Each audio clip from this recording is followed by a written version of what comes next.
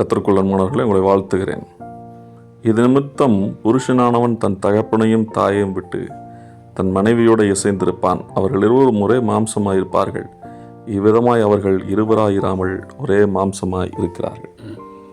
ஒரு ஆழமான சத்தியத்தை சுருக்கமாக தியானிக்க இருக்கிறோம். இன்றைக்கு இருக்கிற இளம் தம்பதிகளுக்கு இந்த வார்த்தையை கொண்டு சேர்க்கிறேன். நம்முடைய வாழ்க்கை நிஜத்தில் இருக்க வேண்டும். ஆனால் இப்பொழுது இருக்கிற அநேக தம்பதிகள் ஆன்லைனில், அதாவது இன்டர்நெட் மூலமாக தங்களுடைய ஸ்டேட்டஸ் ரீல்ஸ் மூலமாக அதிகமாக அவர்கள் தாங்கள் அன்பாக இருப்பதை போல பகிர்ந்து கொள்கிறார்களே ஒழிய அவருடைய வாழ்க்கையில் உண்மையான நிலையான அன்பில்லை.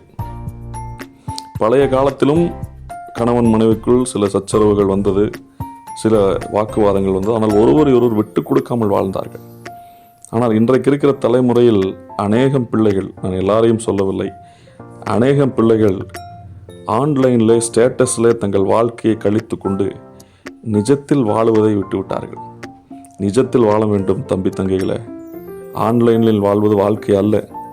நம்முடைய ஸ்டேட்டஸ் வைப்பது, ரீல்ஸ் போடுவது அது உண்மையான வாழ்வல்ல என்பதை தெரிந்து கொள்ளுங்கள். இருவரும் ஒரே மாமிசமாக இருக்கிறார்கள் என்று இந்த வசனம் சொல்லுகிறது. Marriage is not a contract, is a covenant. திருமணம் ஒப்பந்தம் அல்ல. ஒப்பந்தம் என்றைக்கு வேண்டுமானாலும் முடிவுக்கு வரலாம். நாம் போடுகிற கான்ட்ராக்டை எப்பொழுது வேண்டுமானாலும் முடித்து கொள்ளலாம். ஆனால் காவனன்ட், உடன்படிக்கை, அது காலமாக இருக்கும். திருமணம் ஒரு உடன்படிக்கை. இயேசு கிறிஸ்து அவருடைய சரீரத்தையும் இரத்தத்தையும் நமக்கு தருகிறேன் என்று சொன்னது உடன்படிக்கை.